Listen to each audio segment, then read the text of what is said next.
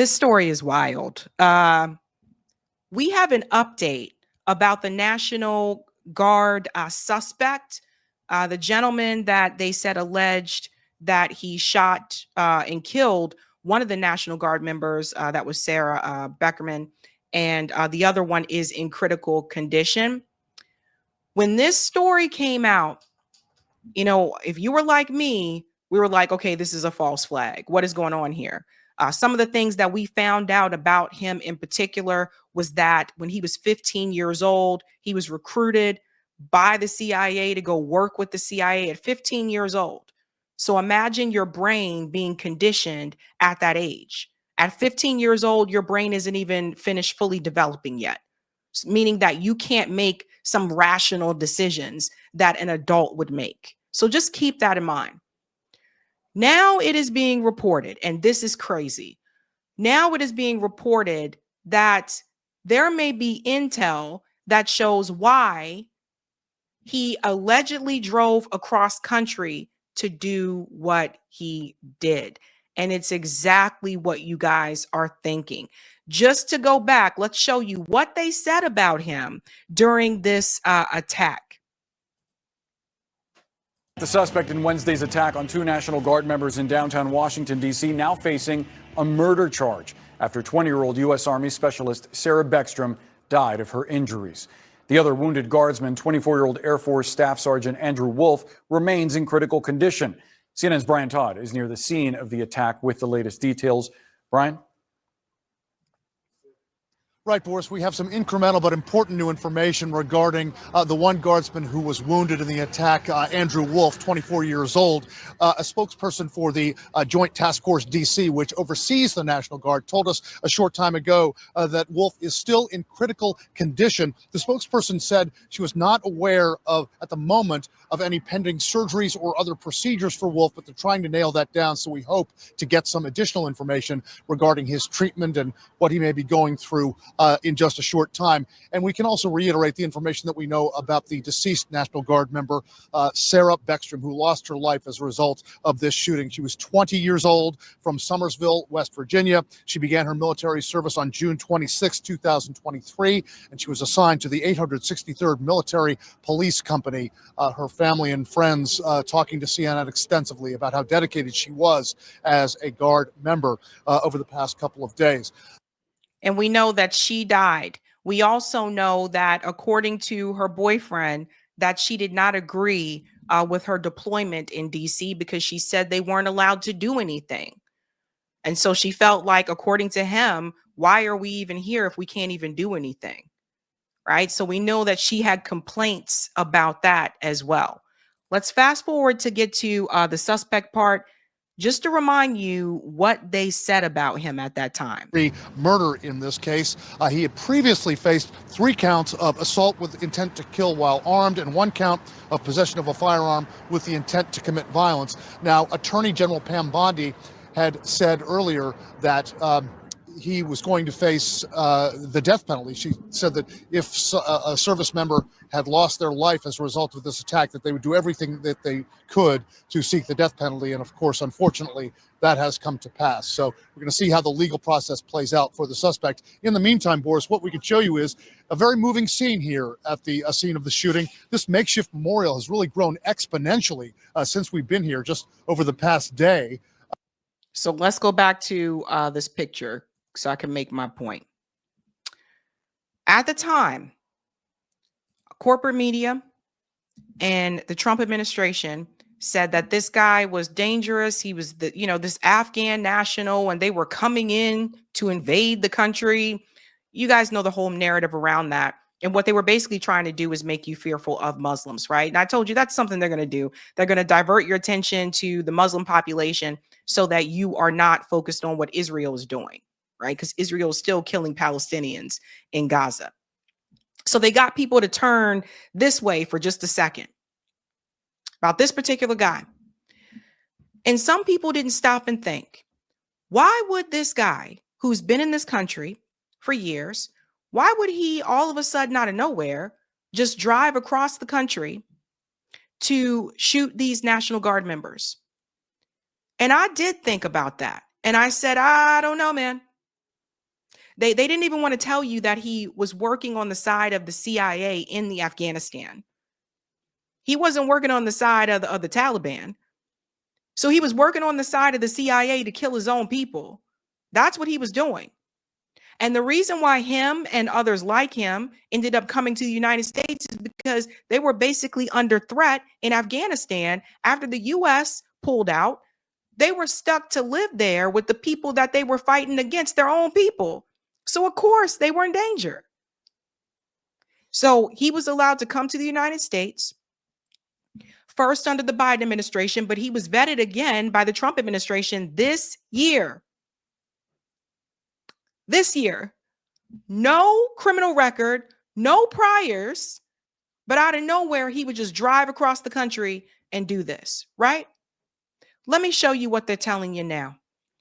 This is why I say talk is cheap, right? Because now it is being reported that this gentleman may have been blackmailed. You see, the story gets a little bit thicker, folks. I said folks. The story gets a little bit nasty. Feds probe stunning twist in DC National Guard murder. Let's get into this here. So here we go. I told you it just didn't make any sense to me. The Washington shooter and a deadly offer he could not refuse. Let me make this a little bit bigger. A lot of people are not talking about this.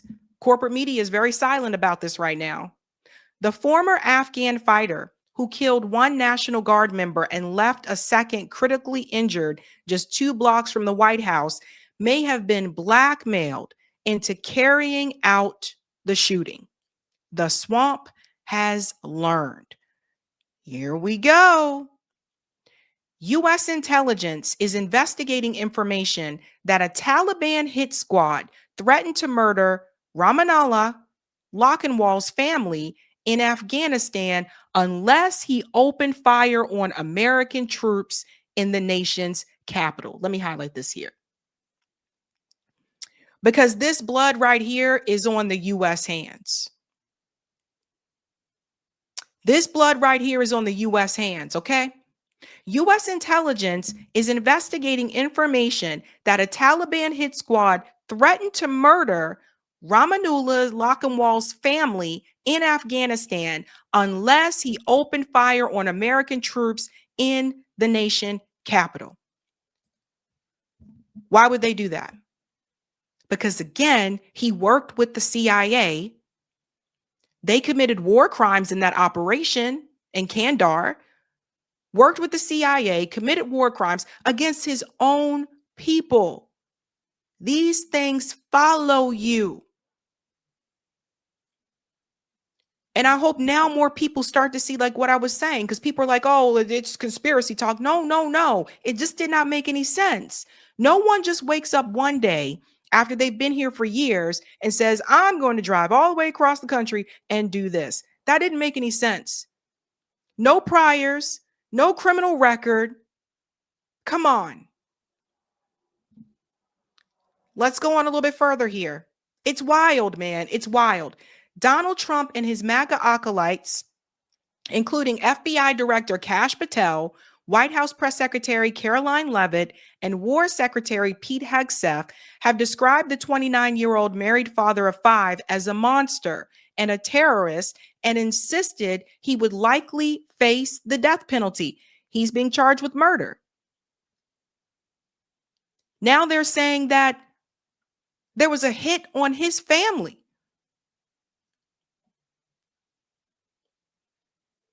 But investigators are asking themselves why a man who was vetted by 2 administrations and with no criminal record, no history of extremism, should drive across the country on an apparent mission to shoot at heavily armed U.S. military personnel with a revolver.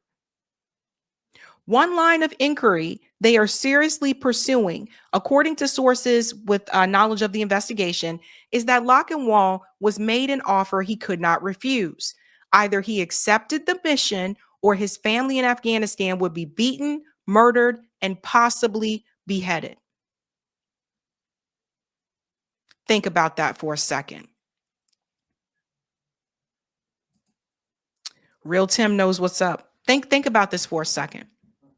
And what if it didn't actually come from the Taliban, but it came from, like Tim is saying, it came from the Mossad? Let's go on. Lochinwall was a member of the Afghan Scorpion forces, working closely with the CIA as a GPS tracking specialist. He helped the U.S. military escape from Kabul in the shambolic retreat from Afghanistan in August 2021. Between August 14th and the 30th, more than 120,000 people were airlifted from the Kabul airport. The Afghan fighter joined one of the last flights because he served the United States and due to the danger he would be in if he were left behind. So let's think about something here, folks. This guy was used by the US to basically kill his own people. And then it's like after that mission is done, it's like, okay, well, we'll let you come stay here in the US, but as if this was never going to come back to bite him in the ass. Ever at any point. And I would say the fact that he was recruited when he was just a teenager, I would say this guy might have been programmed. Now, I don't mean programmed like a robot, but I would say this guy might have been programmed to the point that, again, at 15 years old, you don't know how to make the best decisions. There's a reason why at 15, you are not legally an adult. He could have been brainwashed. They could have manipulated him. They could have done so many things to this kid at 15. Not like it hadn't happened before. About 700 Scorpion Force members are understood to be detained in Afghanistan because they worked with America and its allies. So like I said, talk is cheap because this blood that was spilled is on the US government. In the 5 years since the US evacuation, a Taliban military unit called Yarmouk 60 has devoted itself to tracking down and in some instances killing Afghans who work for the West. This part right here. As if this would not follow him. This is what I was talking about. Earlier this year, a member of the Afghan Triples, an elite special forces unit that was set up, trained, and funded by the UK to combat the Taliban, managed to leave the country and get to Germany, hoping his family could follow on later. In retaliation, Yarmouk 60 killed his wife, father, and 4 children, including 2 little girls who were beheaded, the source told The Swamp. So my question is, what is Kash Patel and Pam Bondi going to say now? This administration just keeps looking worse and worse and worse. What are they going to say now? What are they going to say? Because I'll tell you, what I would say is, well, I don't know. Maybe the CIA shouldn't be recruiting teenagers. 2, maybe the CIA needs to disappear. These intel agencies need to go. They're dangerous. They're killing people, including those who worked with them.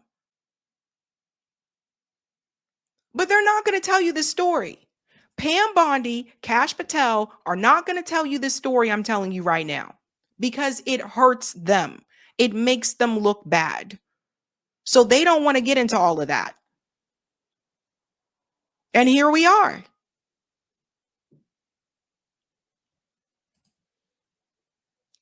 The US government created him. It is by no means our only line of inquiry, said an intelligence source who has worked closely with authorities trying to help Afghans with the target on their back because of their work with the West. People in this country have no idea about the level of stress these people are under. Most of them have families back home, and if the Taliban cannot get to them, they are making it very clear they will go after their families. And this is what happens when you sign up to work with the US government. So this is a known thing. It's terrible.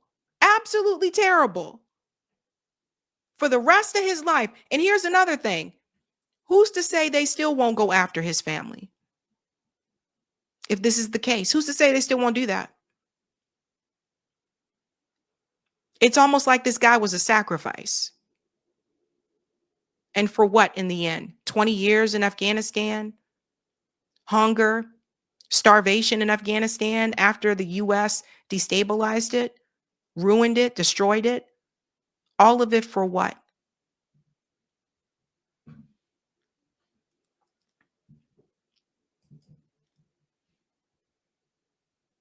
Listen to this part here. Lockenwall was said to be worried about money and concerned that the Trump administration would block his green card application and force him to return home. Trump has blamed the Biden administration for allowing Lockenwall into the country, but it was Trump's own administration which granted him asylum in April 2025. So if he was worried that Trump would block his green card application and send him home, why would he drive across the country and shoot 2 National Guard officers? Because then you're definitely getting out of here. That's how we know there's more to the story. This part here. And then it goes on about Sarah Beckstrom. Of course, you guys know she died. And Andrew Wolf is still critically injured. So he remains hospitalized. So the Pentagon has been contacted for a comment, but of course they did not comment. This is absolutely insane. Trained right here with the West, with the CIA, to do the bidding of the West, only in the end to have to deal with this. Now, whether you believe the story or not, I got to tell you again, I just found it odd to drive all the way across the country to do that, and you had no priors before. No behavioral issues, none of that. Intel hard at work. So, Kash Patel, Pam Bondi, Blondie, what do you have to say now? Hey guys, this was a Sabby clip. If you like what you saw, hit that like button and subscribe.